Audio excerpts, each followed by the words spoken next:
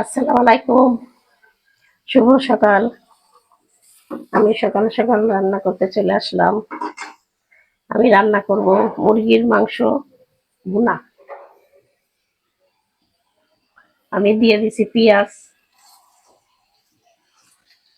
দিয়ে দিলাম তেল,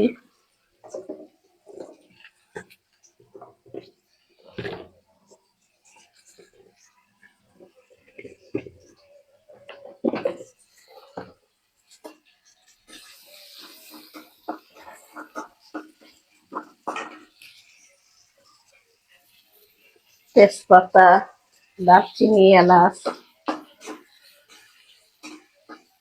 দিয়ে দিলাম।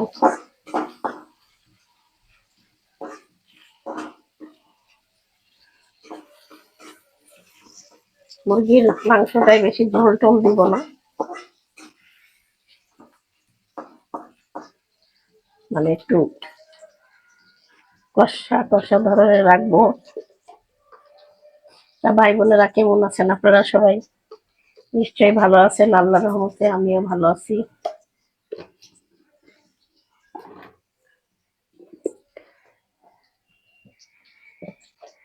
সকালবেলা আমার সকাল সকাল রান্না করতে আমি চলে আসি। অনেক গরম, সকালবেলা রান্নাটা শেষ করলে ঝামেলা শেষ।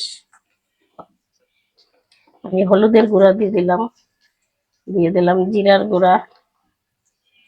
এতে জিরার গুঁড়া আর রাঁধুনির মুরগির মশলা মিশানো। আমি মিশাই রাখি দুটো একসাথে, জিরা রাঁধুনির মুরগির মশলা। আমি দিয়ে দিলাম মরিচের গুঁড়া। আমার মশলাটা কালো হয়ে যাচ্ছে, আমি এর মধ্যে এখন মুরগিগুলো দিয়ে দিই।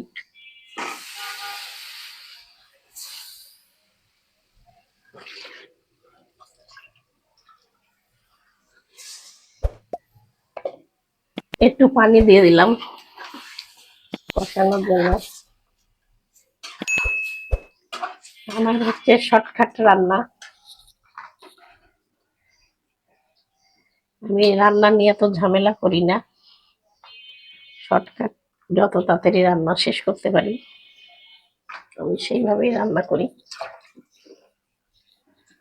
কিন্তু তাই বলে যে ভালো হয় না তা না, রান্নার খাবার ভালো হয়।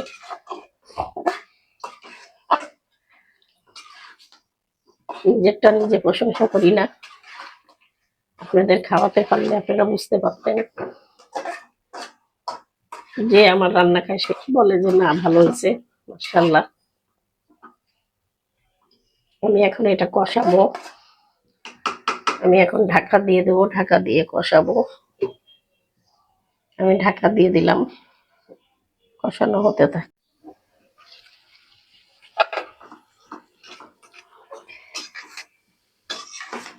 ভাই বোনেরা, মুরগির গোস্তটা কষানো হয়ে গেছে। আমি এখন হালকা ঝোল দিয়ে দেবো।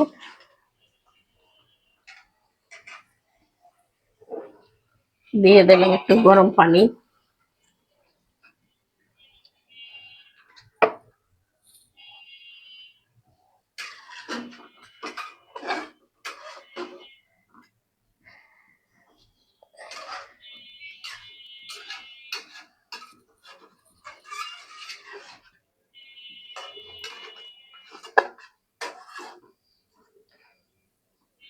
দিয়ে দিলাম গরম পানি। দিয়ে এখন এটার একদম একটু শুকাই ফেলবো। আমি এখন ঢাকা দিয়ে দিই, আবার পরে আপনাদের কাছে আসি। বোনেরা, আমার মাংসটা কষানো হয়ে গেছে, কষা কষা ভাবে রাখা। দেখেন এইভাবে রাখবো, আমি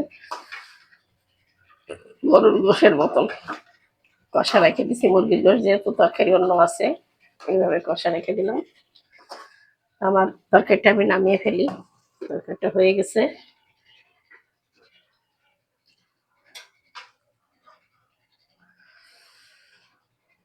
তা ভাই বোনেরা, আমার তরকারিটা হয়ে গেল, মুরগির গোশের তরকারি। তা আমি এখানেই শেষ করলাম। আল্লাহ হাফেজ।